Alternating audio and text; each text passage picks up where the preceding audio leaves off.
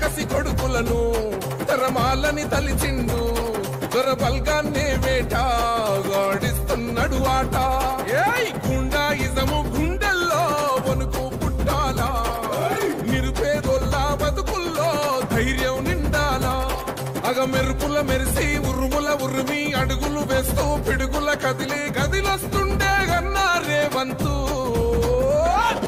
కాంగ్రెస్ జెండా ఎత్తిండే అన్నా రేవంతు కథనా రంగం తొక్కిండే పులి బిడ్డ రేవంతు ఈ దోపిడి దొర పాలన పైన అన్నా రేవంతు సింహంలా పంజా విసిరిండే నిప్పై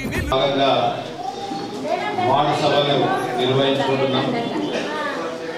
35వ వార్డులో ఈరోజు ఈ యొక్క సభని నిర్వహించుకుంటున్నాం.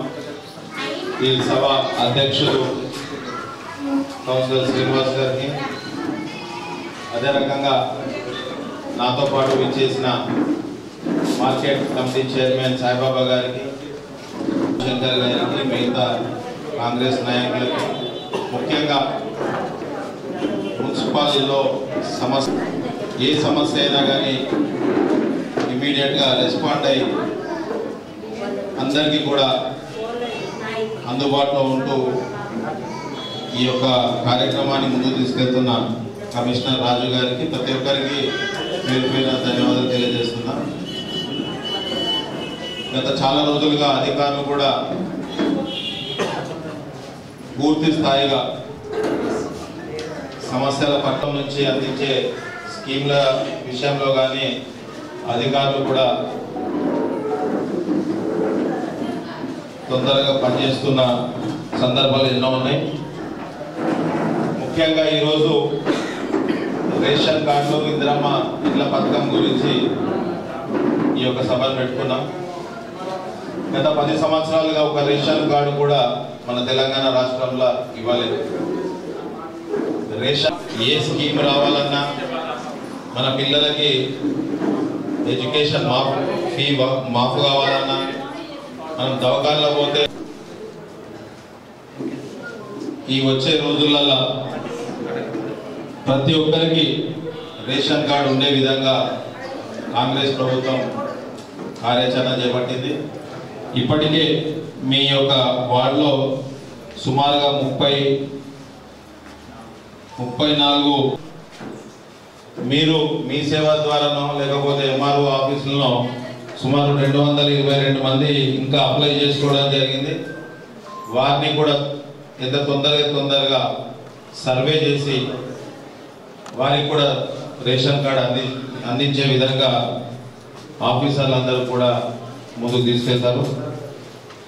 ప్రతి ఒక్కరికి అంటే ఎవరైతే అర్హులు ఉన్నారో వారికి అందరికీ కూడా రేషన్ కార్డు ఇచ్చే బాధ్యత కాంగ్రెస్ ప్రభుత్వంది, మా అందరిది అని చెప్పి తెలియజేస్తున్నాం. ఇక్కడ రాజకీయం ఏం లేదు. మీకు అందరూ రేషన్ కార్డు కంపల్సరీ కనుక అందరికి కూడా ఇచ్చే విధంగా పనిచేస్తాం. అట్లనే ఇందిరమ్మ ఇల్లు పథకం ఉంది. గతంలో 10 సంవత్సరాల క్రితం కాంగ్రెస్ ప్రభుత్వమే ఇందిరమ్మ ఇల్లు ఇచ్చింది.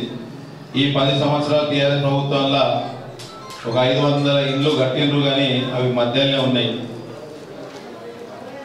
మన ప్రభుత్వం ఆల్రెడీ చెప్పినట్టుగా 3500 ఇందిరమ్మ ఇండ్లు మన నియోజకవర్గం గీయడం జరిగింది. మొట్టమొదటగా ఏంటంటే ఎవరికైతే జాగా ఉందో జాగా ఉన్న వాళ్ళకి ఇల్లు కట్టుకోవడానికి మన ప్రభుత్వం బీసీలు అయితేనేమో 5 లక్షల రూపాయలు, ఎస్సీ ఎస్టీలు అయితేనేమో 6 లక్షల రూపాయలు ఇవ్వడం జరుగుతుంది.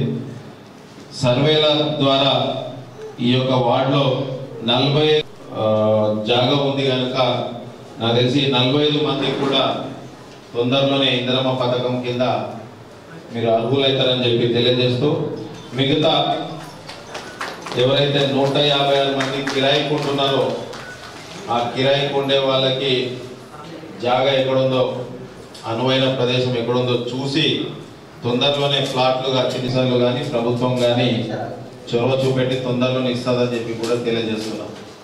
అంతేకాకుండా నాకు తెలిసి మా సీనన్న కౌన్సిలర్ అయినాక ఈ వార్డుల ఏం అభివృద్ధి చేసారో నాకు తెలియదు, కానీ డెఫినెట్గా రానున్న రోజులు 2 నెలల్లో ఈ వార్డుకి ఒక 70 నుంచి 80 లక్షల రూపాయలు సీసీ రోడ్లకు కానీ డ్రైనేజీకి కానీ ఆల్రెడీ నేను ముఖ్యమంత్రి గారికి ఇవ్వడం జరిగింది.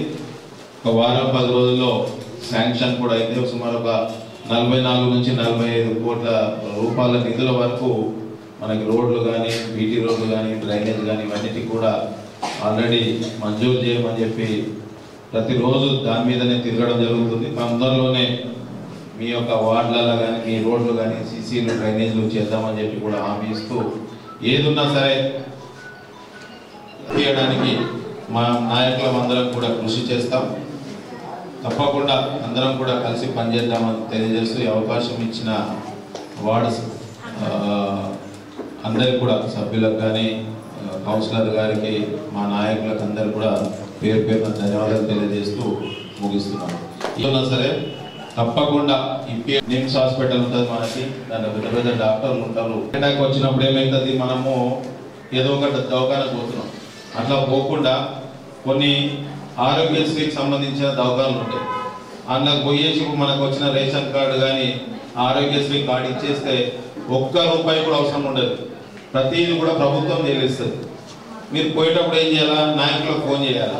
ఒక్కొక్కసారి ఆ టెన్షన్లు ఏం చేస్తాము, ఎవరికేం చెప్పకుండా సరాసరి వెళ్ళిపోయి ఏదో ఒక దవాఖానలో జాయిన్ అవుతాం. ఆ పూటకి బతకాలా అనే దాంట్లో మనం వెళ్ళిపోయి మీకు పోయేటప్పుడు ఒకసారి అట్లా ఎవరైనా పూర్తి చేసుకొని ఫోన్ చేస్తే మీకు మంచి అవకాశం ఉంటుంది. పెద్ద పెద్ద బిల్లుల నుంచి మనం తప్పించుకోవచ్చు అని చెప్పి తెలియజేస్తూ ఈ అవకాశం ఇచ్చిన ప్రతి ఒక్కరికి పేరు పేరున ధన్యవాదాలు.